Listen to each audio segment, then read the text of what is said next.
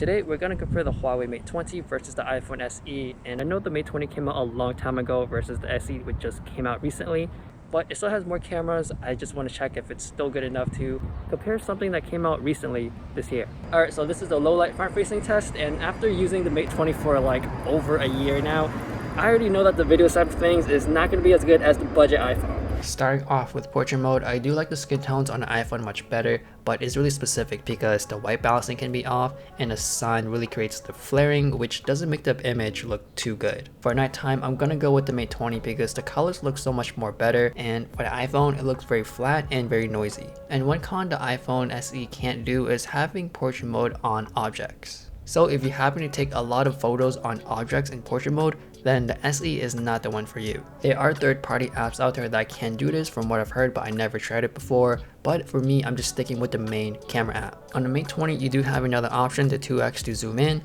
but I noticed that during nighttime, it gets really noisy if you use the 2x option. One way to get blurry backgrounds on objects on the iPhone SE is getting up really close. And this is the natural way of doing it, so there's no mess up on the cutouts. Now for everyday situations, the Mate 20 is going to be more versatile because you can go from ultra wide all the way up to 10x. And for the telephoto on 2x, obviously the Mate 20 is going to be better, but if you zoom all the way up to 10x, it's not going to look as good. And that goes to the iPhone as well, because if you zoom all the way in, it looks really digitized. So how about the main camera? For me, I do prefer the iPhone better because it looks more natural and it looks like it's coming from an actual camera. On a Mate 20, it has a slight sharpening effect on the pictures. Most of the time it's very small and not noticeable, but when it does hit, the whole image will look a bit too cartoony. White balance is also different here as well. On iPhone, it looks more closer to the eye, whereas on the Mate 20, it is really focused on trying to get everything white, so a lot of things tend to look blue. And what I mean about the iPhone being closer to the eye is that it really copies the light or the color from the sun. So I actually see the yellow or the warmth coming from the sun on the objects, not blue.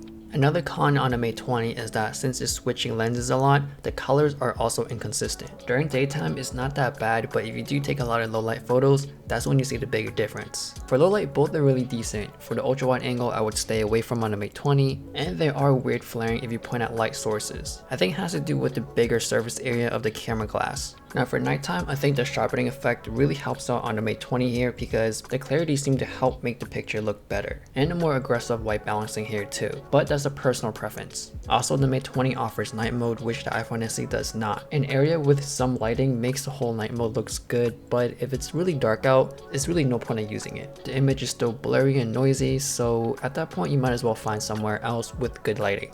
In terms of the UI and smoothness, of course the iPhone is better because it has the latest chip. But even though the Mate 20 is like 2 years old now, it's still pretty smooth and it's not too laggy to a point where it's unbearable. Moving on to video on the 4K 30, the stabilization is better on the iPhone SE. The Mate 20 has more of the handheld look. HDR is also better on the iPhone as well. You can see it's much brighter, and on the Mate 20 it's pretty dark.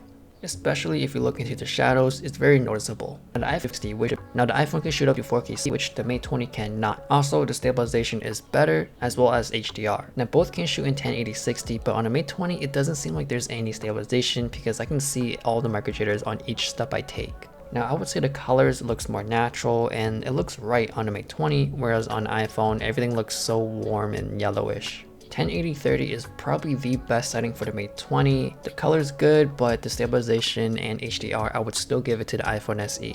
Intersection is something that they both can't do. On the Mate 20, they can shoot in 4K 30 in ultra wide, and on iPhone you can shoot in 4K 24. The ultra wide on the Mate 20 is not stabilized, so the best result is probably just standing still and pan around. But iPhone, if you want to shoot in 24 frames per second because of cinematic reasons, then you do have that option. For low light, both cameras are not that good. They're both noisy and they both are pretty blurry, but I will still pick the iPhone in the end because it handles HDR much better. You can actually see inside the stores on the iPhone, whereas it's kind of looking overexposed on the Mate 20. The biggest deal breaker for me is the micro jitters on the Mate 20. You can tell that there's a lot more than the iPhone SE. Shooting on 4K 60 on the iPhone makes things look better compared to the 4K 30 on the Mate 20. Even though it is brighter on the Mate 20, I still prefer the clarity on the iPhone SE. So that is my comparison between these two phones. The Mate 20 still has the big advantage of using portrait mode for basically anything. But for the average user who just uses Facebook, Instagram, and Snapchat, then iPhone SE will do just fine. And if you prefer video, then iPhone SE is the no-brainer choice. So if you are interested in any of these items, I do have the links down below. Please follow me on Instagram, give a like, subscribe, hit the bell, and thanks for watching.